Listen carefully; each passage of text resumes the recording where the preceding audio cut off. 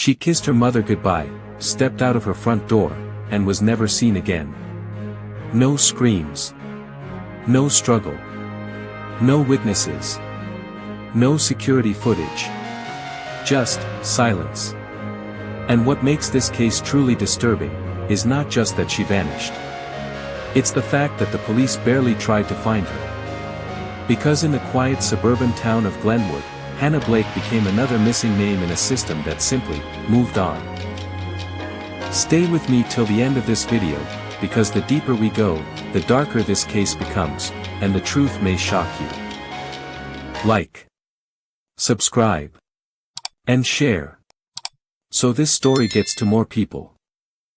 On the morning of April 14, 2018, 22-year-old Hannah Blake left her family home in Glenwood, Ohio, heading for what should have been an ordinary day. She planned to meet a friend, go to work, and return home that evening. But Hannah never arrived at work. She never met her friend. And she never came home. No calls. No texts. No financial activity. No trace. It was as if Hannah Blake had been erased from existence. Hannah was described as quiet, kind, and deeply responsible. She worked part-time at a local bookstore. She studied psychology at a nearby college.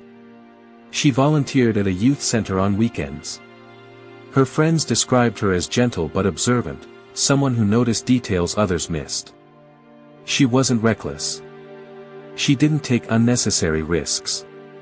And she didn't disappear without telling someone. Which made her sudden vanishing all the more terrifying.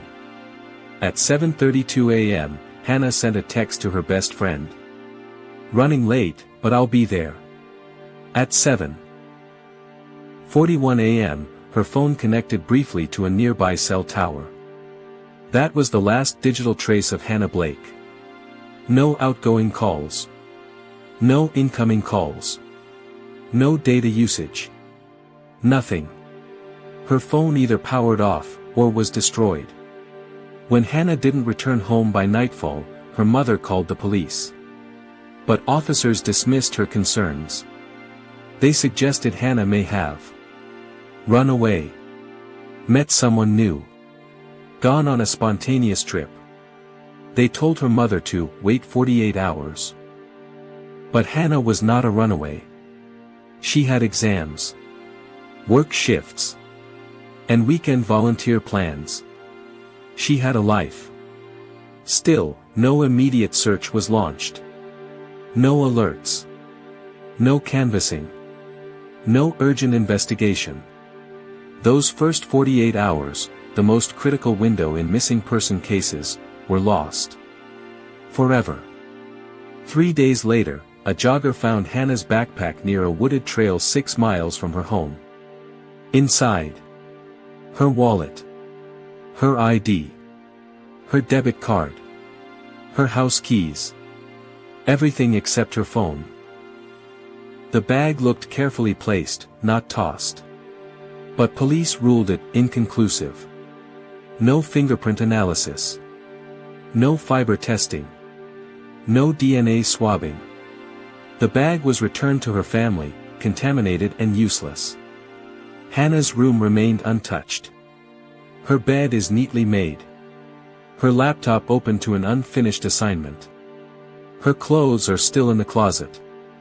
Nothing suggested she planned to leave. Then came the sightings. A gas station clerk 20 miles away swore she saw Hannah that same evening. Visibly distressed, with a man nearly twice her age. Police dismissed it. A bus driver reported a young woman matching Hannah's description boarding his bus late that night, crying quietly. Police dismissed it. A motel cleaner claimed she found blood-stained sheets in a room rented by a man using a fake ID the next day.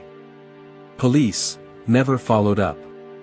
Within just 4 weeks, Hannah's case was downgraded to voluntary missing. Active searching stopped. Resources were pulled. Her family was left alone, desperately searching, posting flyers, begging strangers for help. While the official system simply moved on. Hannah's mother, Linda, began sleeping with her phone in her hand.